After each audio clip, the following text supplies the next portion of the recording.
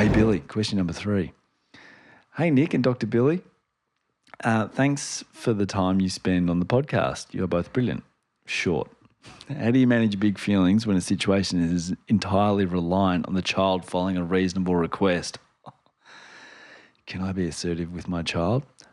For me, it feels like anger, so afterwards I apologise and she apologises too. I feel like my assertiveness bubbles out in a very similar way to anger. How do you know when we are stopping the bullets and not just dodging them? Yeah, great. That was the long, isn't it? They gave a long version short. of it as There's well. a long. There's a long. Do you want to tell the long? Okay, I'll do the long. Because it's just an extension of the question. Sure, no worries. Sorry. I can do that, Billy. The long, the context. My wife and I have a 5-year-old daughter, Lisa, not real name, it says here, sorry, and a 10-month-old son. This week, my wife has been away and I've been listening to the Matrix episode on repeat, trying to make it sink in real deep. The day after listening, I was doing bedtime with Lisa. The baby was in his sleep suit. We had done showers, dinner, dessert, FaceTime with Mum, and now it was time for teeth and toilet, the last steps before books and bed. Did I write this question? Yeah, I know. I was reading it. Yeah, I think that probably came through while this was happening to me. Thousands people like, was I sleep deprived and wrote this in? Is this me? Sorry, this is just everyone. Our shower has no door, so the floor was wet, and the 10-month-old was ready to get wet in his sleep suit. Yeah, so they just go for water, don't they? Once you put them in the final outfit for the day. Lisa wanted to do everything in the bathroom except brush her teeth.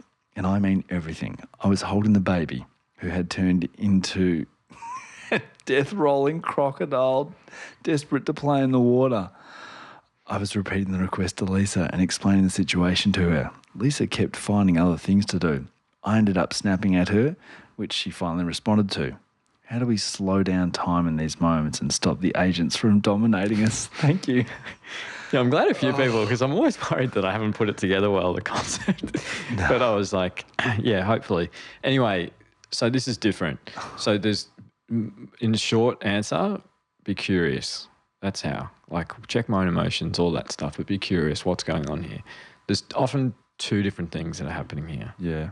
So think about 3 things that kids need.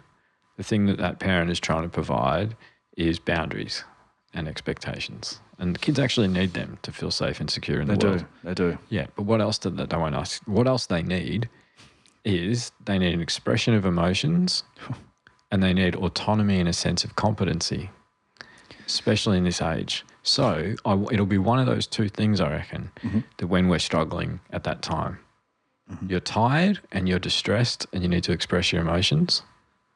And I'm blocking that a bit because I'm not giving you a pathway. I'm just saying, hey, pajamas on, brush your teeth, and I just need to give you an outlet.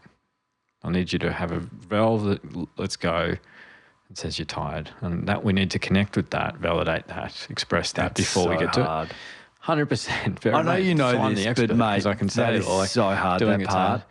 Totally. But you've got to, you will find that if you do that and it costs you a minute, it saves you an hour and all the heartache. You just said the sentence. I'd say, hey, pajamas, now we've talked about this, go. Yeah. That's what I say. Yeah. So think What about do you curious, say? why is it failing? You know, you need an expression of emotion, which all of us need, and it's an emotionally difficult time. There's a pressure point at the end of the day. I'm putting pressure in. I give you that, but still have the boundary. That's the thing. Everyone's like this soft parenting. It just lets them do whatever they want, being in control. No, it's being sensitive and kind. And what would the boundary be? So you just give them time and say, hey, like, how about, why don't you do 5 big splashes, or squirt that thing one more time, or throw me out. I do this with Evie. I'm like, got squirt toys, and she's often squirting my clothes when she's like that, because I know my jeans will be a little bit wet, but she's got it out of her system, and then she'll jump out of the bath successfully and get dried and comply with me, because I've given her that sense of like emotional expression. The other thing is autonomy and competency. What kids want to know is that they've got a say in stuff. And that's where like everyone knows this and it's very easy to say, but give them some choice, give them some pathway. What do you want to do first? If you think it's that. If it's emotional expression, don't do that, because you're not giving them that bit. You're saying here's a choice when they want to express an emotion. But if you think they want autonomy, they're calm, but they just want autonomy and they want a bit of control, and a sense of like purpose and choice, give them choice and give them an ability to have autonomy, give them an ability to succeed in their competency. Cool. Say, what do you want to do first? Hey, I reckon you should start brushing your teeth on your own this time because you're getting so good at it. You know, whatever There's it is. two pathways here. Yeah, but There's not, two. you don't go, hey, it's up to you, get out of the bath whenever you want. Do you know what I mean? That's too much. There's no boundary. Yeah, there's no boundary. So you just go define it a little bit more, but give them agency. It's really important for kids that we do that. And when we push, because we actually, the reason it gets worse is because we either completely push down their ability to express their emotional difficulty they're having at that time, or they say, I want autonomy and I want choice, and we take it away from them even more. We put more pressure in and say, I'm going to count to 3.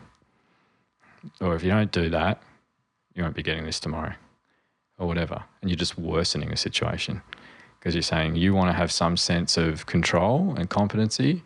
I'm going to take even more away from you. So, yeah, it's just about guiding them towards that. Yeah, it's good. Hard stuff. No, it's really good. But it's often one of those two things. You're right. Haven't said it for a while. Very good at this. I've been waiting. It's been 24 episodes. It's been a few. It's been a few. It's been a few. This podcast is brought to you by Guiding Growing Minds, a social enterprise that aims to give all children the best opportunity to reach their potential and succeed in living rich and meaningful lives.